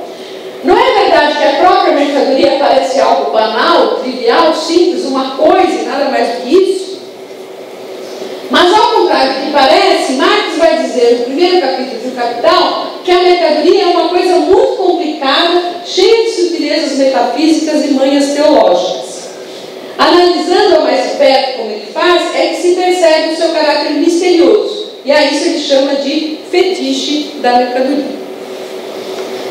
Então, se tentarmos traduzir essa expressão para colocá-la de maneira mais simples, diríamos que o que Marx quer dizer com isso é que a mercadoria enfeitiça. Enfeitiça porque ela parece natural, como se sempre tivesse existido, e, no entanto, ela não é natural, mas social. Como vimos, guardando em seu interior uma série de relações sociais e sendo característica de um determinado momento da história humana. O que sempre existiu foram as coisas úteis, produzidas pelo trabalho humano, não as mercadorias, né? Então sempre se produziu de alguma forma alimento, roupa, abrigo, etc. Mas não eram produzidas mercadorias. Essas coisas eram produzidas diretamente para satisfazer necessidades humanas e não para serem trocadas, né? O que sempre existiu, então, foram as coisas úteis produzidas pelo trabalho humano, não as mercadorias. É só no capitalismo, como vimos, que os produtos do trabalho humano têm de se tornar coisas de valor antes de poderem ser úteis a alguém. Então, isso aqui é um fetiche, né? Essa faculdade de se mostrar natural que a mercadoria tem, esse seu poder enfeitiçador, gera outros resultados importantíssimos, como a criação de necessidades de que falamos antes. E a aparência de que as coisas são produzidas tendo como objetivo o bem-estar do ser humano, que é o que vemos a cada minuto nas propagandas de TV, rádio, outdoors, etc. Né? Então, o capitalismo é um sistema da produção pela produção, para a geração de valor adicional, que aparece como um sistema de produção para o consumo. É um sistema que é movido por uma lógica não humana de valorização do valor, que aparece como se fosse movido pela necessidade de satisfazer pela premência de satisfazer as necessidades humanas, né? Então ele aparece sempre ao contrário, sempre invertido. Aquilo que é social aparece como natural. A transformação do consumo em consumismo também é obra da mercadoria, assim como a criação de ilusões de todo tipo, né? Você vai usar o perfume, você vai ficar, né, sedutora, etc. E tal. Bom, pode passar. Mas no capitalismo, como nos ensinou Marx, as coisas são produzidas não porque os seres humanos delas precisam, mas porque elas valorizam o valor, ou seja, aumentam o capital que o capitalista inicialmente aplica. Por isso é indiferente ao capital e aos capitalistas quais são as mercadorias por meio das quais ele está se valorizando. Ele não produz perfumes, camisas, biscoitos, sardinhas em lata, refrigeradores, automóveis ou computadores. Ele produz valor. Mas produz valor como se estivesse no mundo para prover os seres humanos dos bens que lhes são necessários. Da mesma forma, a apropriação sem troca, porque sem pagamento de trabalho alheio, também fica invisível. O que a esfera da circulação mostra é a simples venda e compra de uma mercadoria como outra qualquer, força de trabalho. Tudo é mercadoria, força de trabalho também. Essa apropriação sem pagamento é da natureza da mercadoria força de trabalho e de seu contrato de venda e compra. Ela é parte integrante do consumo dessa mercadoria e na sociedade organizada pela troca, quem compra uma mercadoria não pode ficar impedido de consumi-la. Então, o Marx nunca fez exortação moral no Capital. A coisa dele não é moral. Quem achar que o Marx diz que os capitalistas são seres desumanos, que são os filhos da mãe, etc. Não, está errado. Se você trocasse os personagens, pegasse aqueles que são trabalhadores e botasse no lugar dos capitalistas e entender, ia dar o mesmo resultado. O sistema é que é desumano, né? Vamos dizer assim. Ainda que haja também pessoas que são né? pessoas de mau caráter, etc. Bom, então, o cara compra a mercadoria força de trabalho, tem o direito de consumir, né? E o sujeito assinou lá o contrato de trabalho, ele está vendendo dentro dele. Paciência, é o que ele tem para vender, né? Então, a apropriação de trabalho alheio não pago não aparece, porque a transformação da força de trabalho em mercadoria não permite que isso apareça. Ele foi lá, vendeu a força de trabalho dele, está recebendo o salário e pronto, o salário é baixo. Se é difícil para ele vender a mercadoria força de trabalho, aí são outros problemas, né? Pode passar.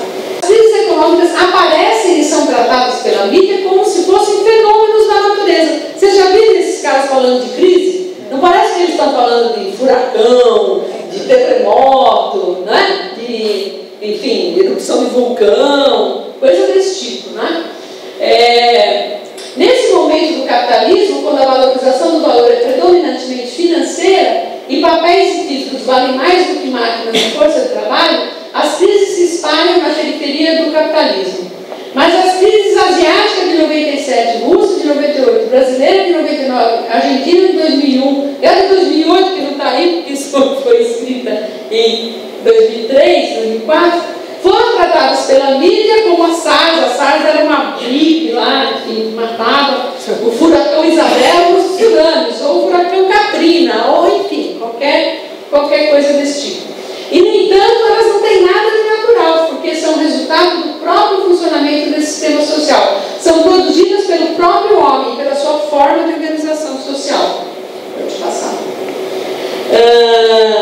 Dentre todos os economistas das mais variadas escolas de pensamento, o Marx foi o único que percebeu todas essas coisas, todas as inversões produzidas pelo mundo das mercadorias, todas as ilusões que ele cria, sem que essente uma coisa aparentando o contrário do que é. E Marx pôde perceber isso graças à sua inigualável compreensão dos fundamentos da sociedade moderna.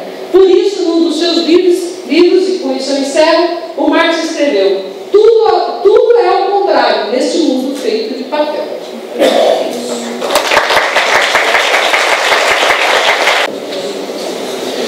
No primeiro item da crítica ao programa de Gotha, Marx afirma que não só o trabalho, mas também a natureza produz o valor. Como essa afirmação dialoga com o que vimos agora?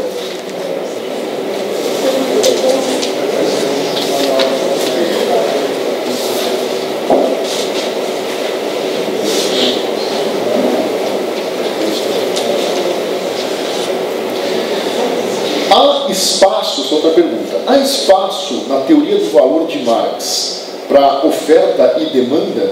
Qual a diferença entre preço e valor? Na nossa economia altamente financeirizada, o princípio de equivalência da troca está liquidado? Bom, são essas questões, algumas eu simplesmente congreguei nas minhas questões, né? E teve uma que eu não sou farmacêutico, então o médico provavelmente que fez, a letra, brincadeira. Bom, vou passar para a professora. A última. Ótimo. A última, na nossa economia altamente financeirizada, o princípio de equivalência da troca está liquidado? Não vier com nomes, né? Mas, por favor, a senhora responda aquela que julgar mais pertinente. Deixa eu ver se tem alguma coisa muito impactante aqui. Esse aqui. O princípio de equivalência da troca está liquidado? Não existe. É uma questão interessante também. Se a exploração no setor de serviços, que é óbvio que existe, ela também gera mais-valia. Existe mais-valia no trabalho do bancário? Existe mais-valia no trabalho do professor? O Otoniel da USP. Ok. Tá? Pronto. Bom, eu acho que pelo tempo são essas questões. Eu agradeço a todos pelas questões e por participar. Muito obrigado.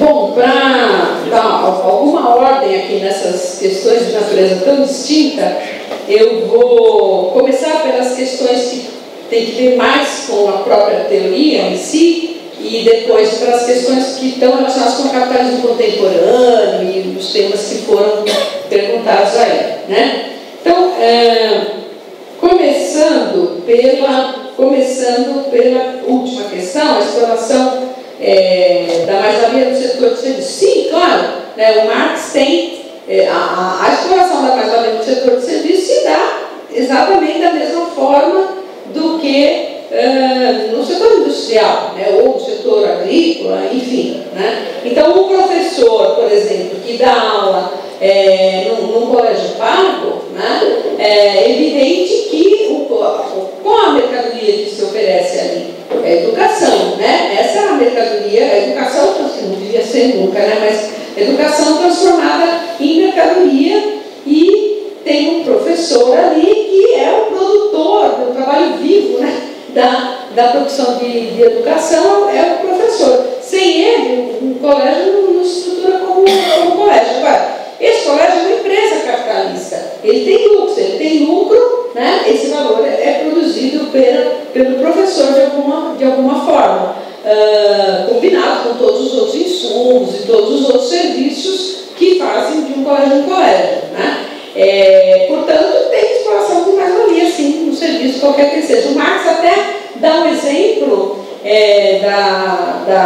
de uma cantora numa boate. né, ele fala que a cantora ela vai gerar mais-valia para o dono do estabelecimento e tal, né? Bom, então essa questão é simples. A questão de se existe espaço na teoria do valor de Marx para oferta e demanda e qual a diferença entre valor e preço. Bom, existe sim, claro, né, espaço para oferta e demanda.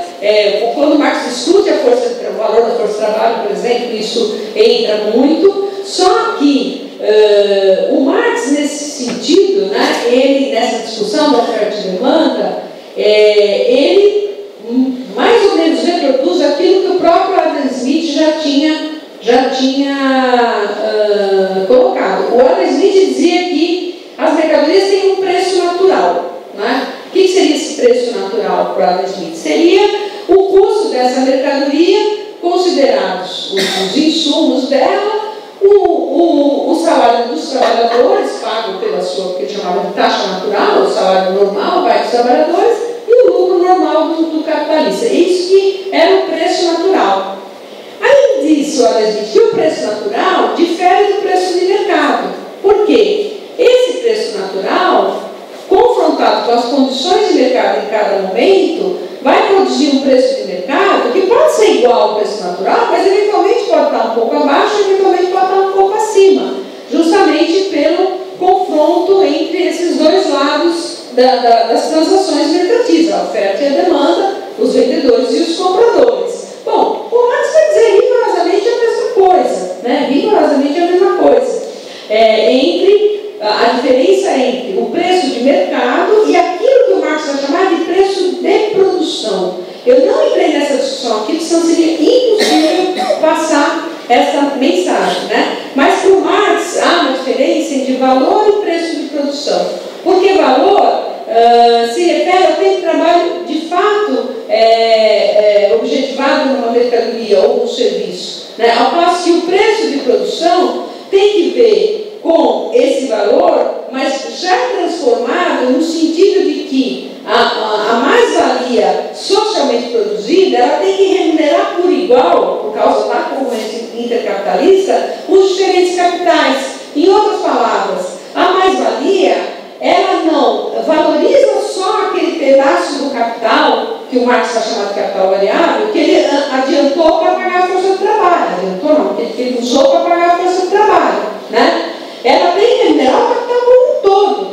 E isso produz uma diferença entre o valor da mercadoria, né, considerado em tempo de trabalho, e o seu valor já mediado pela concorrência entre os capitais, né, já mediado pela esfera da circulação, e que vai produzir, na realidade, aquilo que ele vai chamar de preço de produção. Então, existe espaço para oferta e demanda, para o conceito de preço de mercado e para a mesma relação semelhante àquela que o Adam Smith faz, de que o preço de mercado varia em torno, para o Marx, do preço de produção. Assim como para o Adam Smith, variava em torno daquilo que o Adam Smith chamava de preço natural, né? Então, enfim, rapidamente, é mais ou menos isso, essa resposta da questão. A natureza produz valor, olha, lá no Capital, né, a questão do programa de negócio, você tem que fazer a contextualização do texto, ver em que sentido que ele está falando aqui. No Capital, a natureza não produz valor. O que a natureza faz, se você pegar a seção 6 do livro 3, que é a discussão da renda da terra, né, o que ela faz é com que nas terras mais férteis, por exemplo, a produtividade do trabalho seja maior, né? A produtividade do trabalho é maior ali, quer dizer, ou seja, porque a terra é mais fértil, no mesmo tempo de trabalho, você produz mais valores de uso, mais tomates do que na terra menos fértil, né? Mas o que produz o valor continua a ser a força de trabalho, né? Essa diferença de produtividade é que é apropriada pelo dono da terra sob a forma de renda da terra, né? Não, eu sou o dono da terra, esse a mais aqui é por conta da minha terra que é mais fértil, mas a diferença é minha.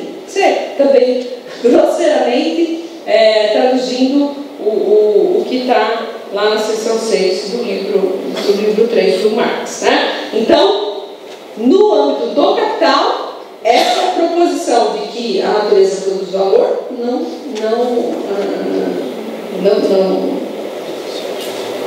tem sentido, não está lá, né? Bom,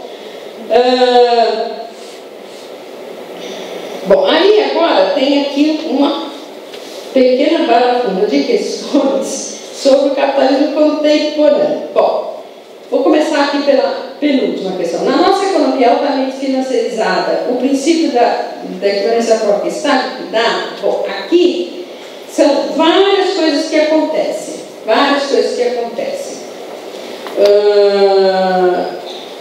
Vou deixar essa discussão com relação à força de trabalho, que aí envolve mais-valia absoluta, etc., para um segundo momento, mas é a mesma discussão, né?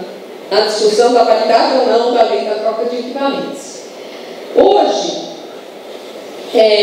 por uma questão que tem que ver com, principalmente com a forma como o capital vem se reproduzindo, né, nas últimas décadas, que é, primeiro, por uma lógica pautada pelo capital portador de juros, como Marx chama, né, nem pus o conceito aí, que usaria, mas que a gente pode chamar de capital financeiro para as nossas necessidades aqui, né?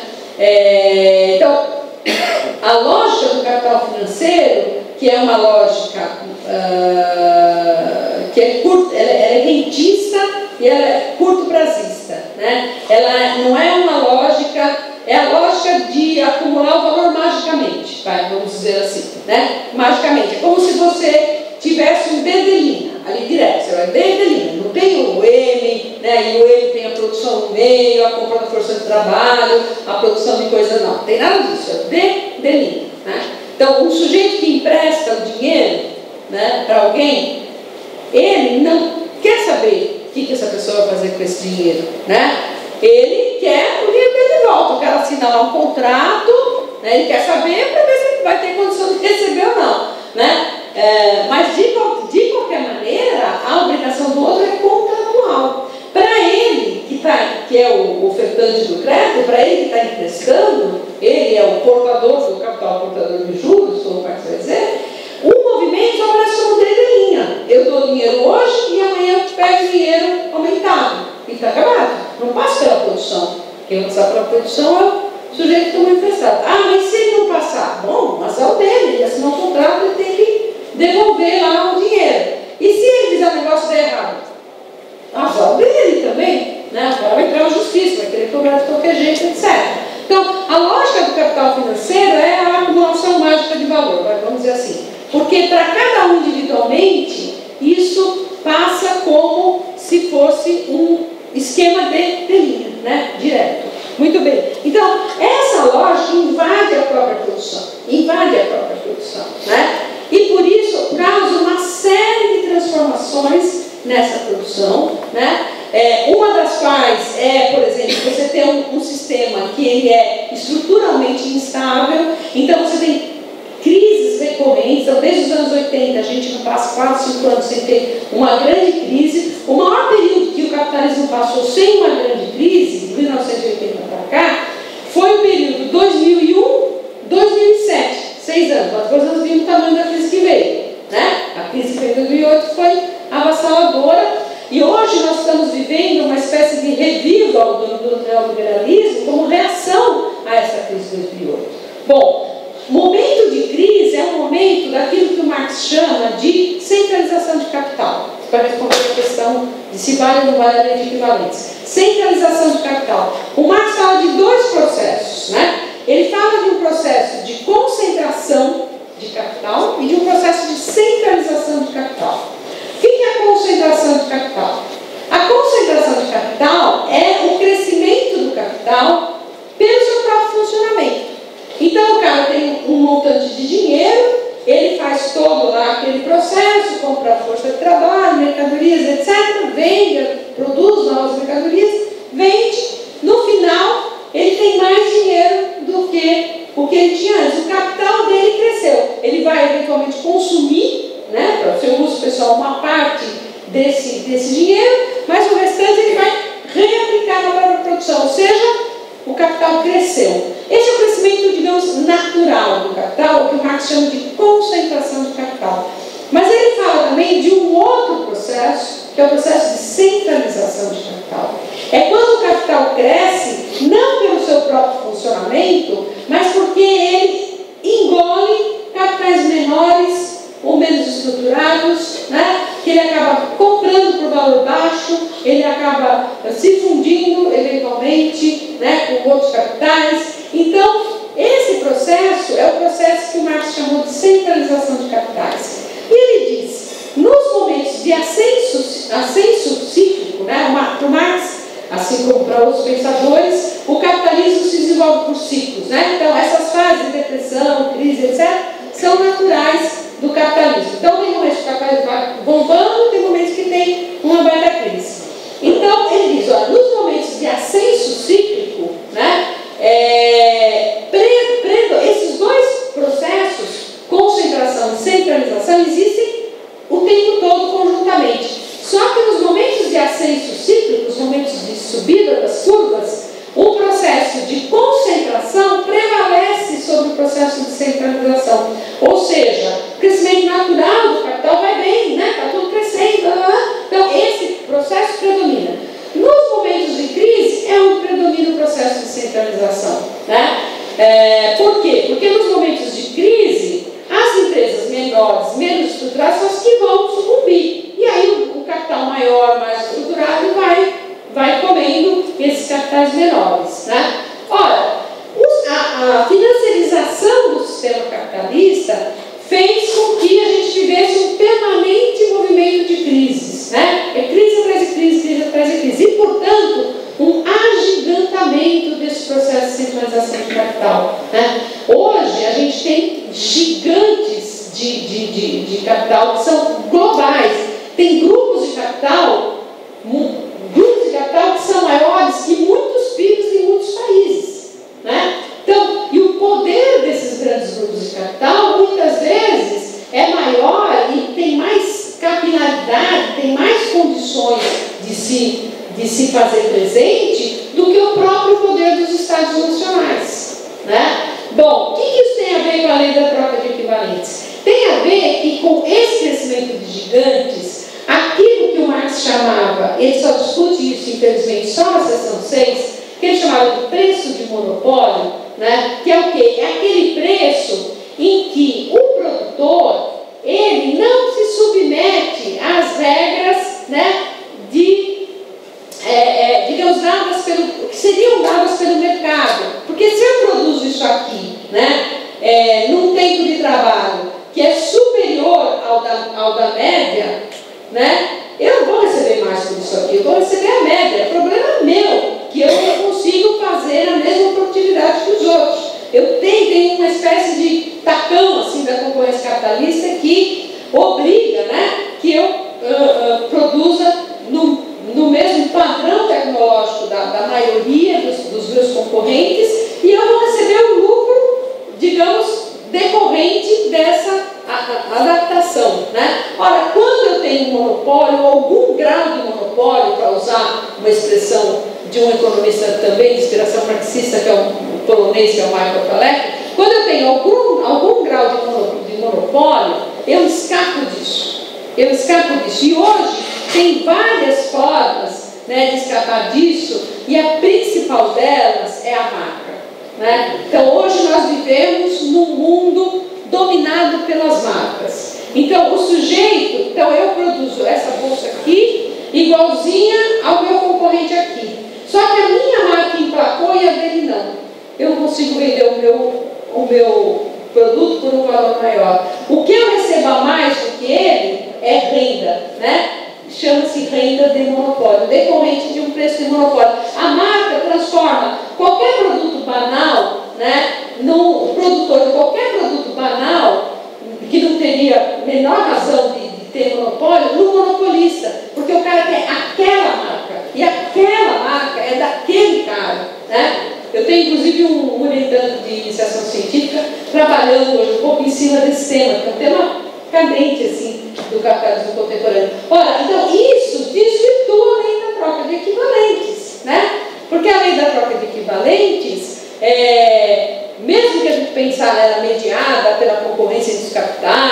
preços de produção e tudo mais, ainda assim ela é desvirtuada, porque eu tenho muito a interferência, né, dessas rendas como a renda de monopólio. Então, e isso decorre do que, em última instância? Decorre do predomínio dessa lógica financeira, que foi uma resposta do capital à crise dos anos 70 e ao próprio crescimento e agigantamento da força de trabalho, do poder da força de trabalho, do poder dar uma resposta a isso que vem se desdobrar a partir dos anos 80 e vem até hoje, né? Está conosco até hoje.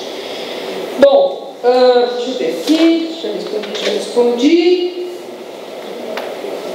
A questão da tendência, parecia, né, acho que quem fez essa pergunta era um pouco nesse sentido, parecia que a tendência natural do capitalismo era a substituição da mais-valia absoluta pela mais-valia relativa. E, no entanto, a gente vê hoje, né, a mais-valia absoluta ressurgindo em vários pontos do planeta, aí no Sudeste Asiático, inclusive com vários anos de trabalho escravo e tudo isso, né? Trabalho escravo, gente, não é que está transformando o cara em escravo, não comprou o cara, né? Mas é uma forma fraudada, vamos dizer assim, de aumentar a jornada de trabalho, né? O cara fica preso ali, tem que trabalhar, então, de uma forma não legal, né? O trabalho escravo não é permitido, em princípio, nos países capitalistas, de aumentar a jornada de trabalho. Bom, por que isso ressurge, né? Por que essa mais-valia absoluta ressurge? Isso é um pouco complicado de explicar, eu teria que ter mais tempo para explicar para vocês justamente um pouco a natureza dessa economia financiarizada, disso que a gente chama de financiarização, enfim, ou de uma acumulação financiarizada, né? No fundo, hoje, o que você tem? Você tem um crescimento da riqueza financeira que se dá a uma velocidade 3 a 4 vezes maior do que o crescimento da riqueza real desde o início dos anos 80. Né? O que é riqueza financeira? É papel. Papel, né? Que não é papel nem mais, agora é uma linha eletrônica lá no arquivo, tá certo?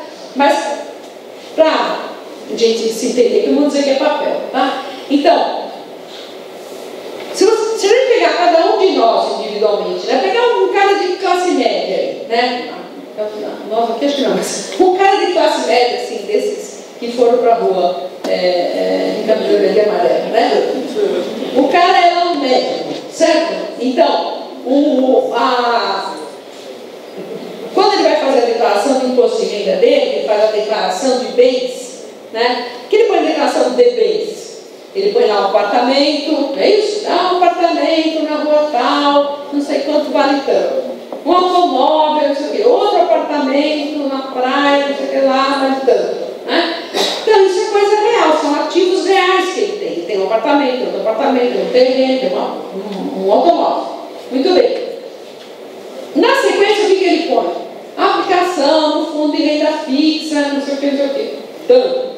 Ações, não sei o que lá, da qualquer empresa e tal, tanto. Né? Aplicação na poupança, tanto. Depósito bancário, tanto. Essa segunda parte faz parte do componente da riqueza, faz parte da riqueza dele, é tão componente da riqueza dele quanto os anteriores, o apartamento, o automóvel, etc., mas não é real, é papel. Papel, o que é? São direitos sobre valor futuro, sempre isso, sempre. O que é uma ação? Né? Uma ação é, quando você compra uma ação, não estou falando do movimento especulativo, que é outra coisa, que se confunde muito com capital fictício, muito com capital portador de juros, mas que está errado. Especulação quando eu compro uma ação, eu posso ter dois objetivos com ela. Compro um lote de ações na Natura, vamos dizer, né? Uma empresa que está aí na bolsa. Eu tenho dois objetivos com essa compra.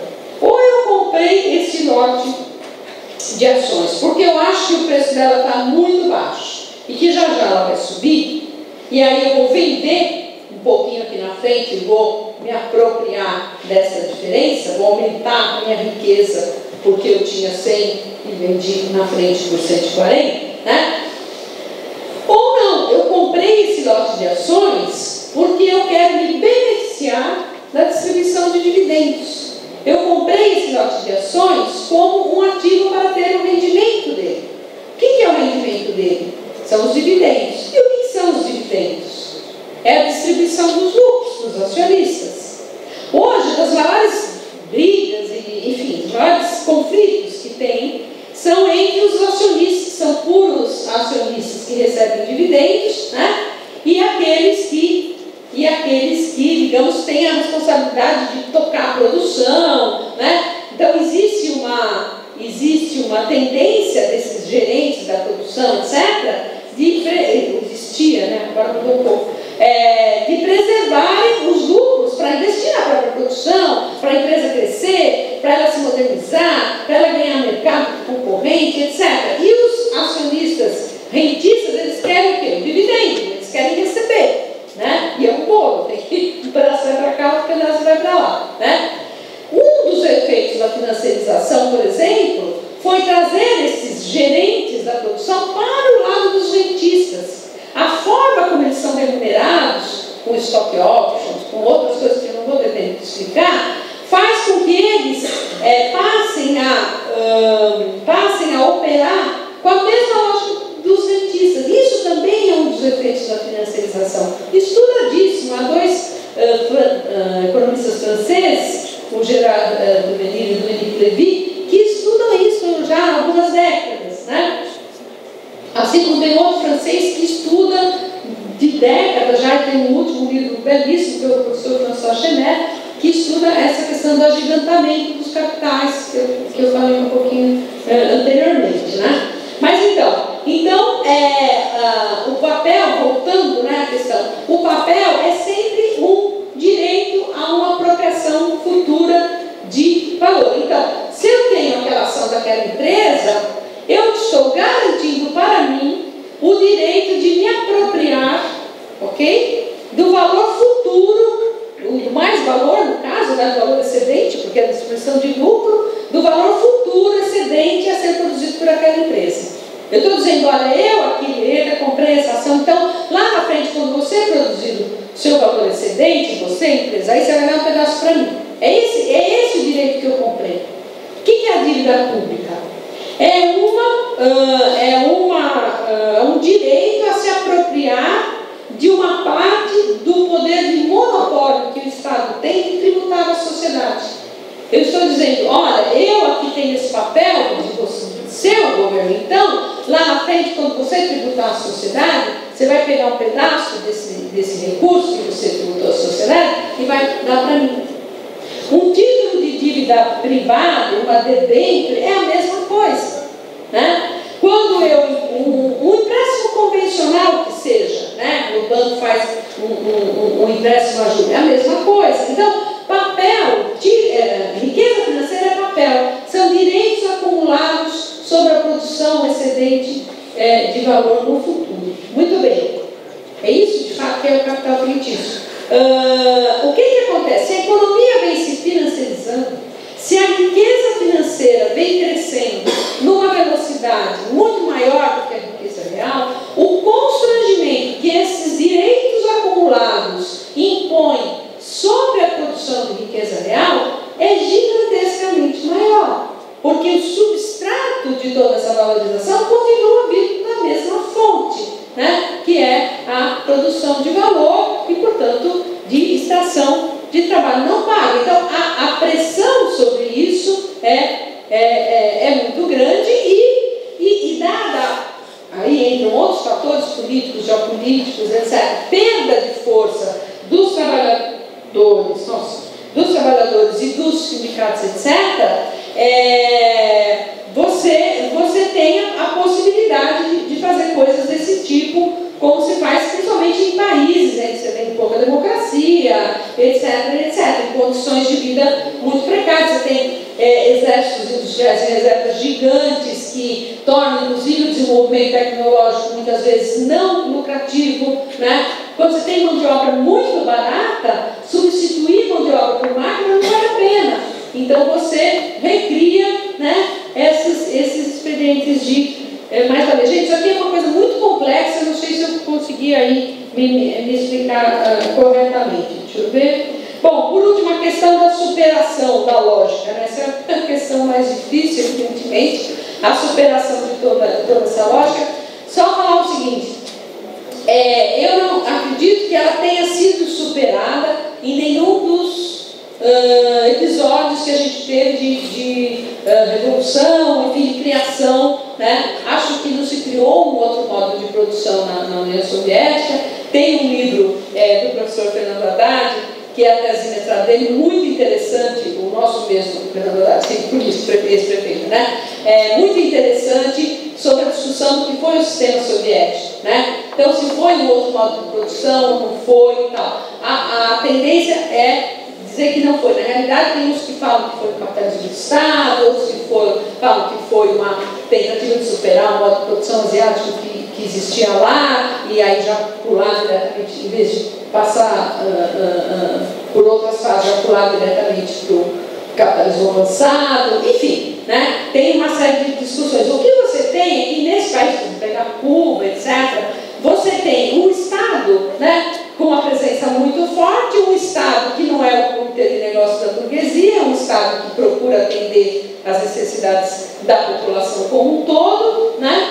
E com isso você tem, digamos, amenizadas as consequências funestas do capitalismo. Então, você vai para Cuba, não tem criança dormindo na rua, não tem trabalho escravo, né? Todo mundo tem educação, saúde, etc, etc.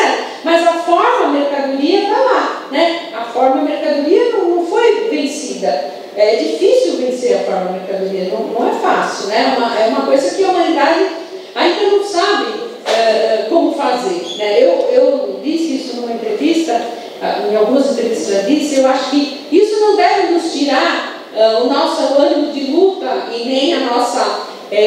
o Emmanuel Kant dizia sobre o bem, né? O Kant, que é um filósofo anterior ao Hegel, que foi o filósofo que inspirou o Marx, né?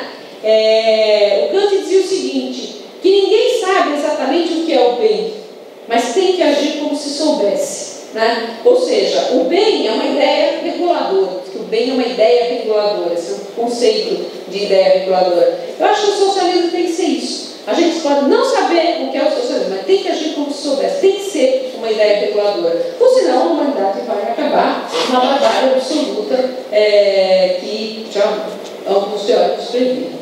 Acho que é isso. Obrigada.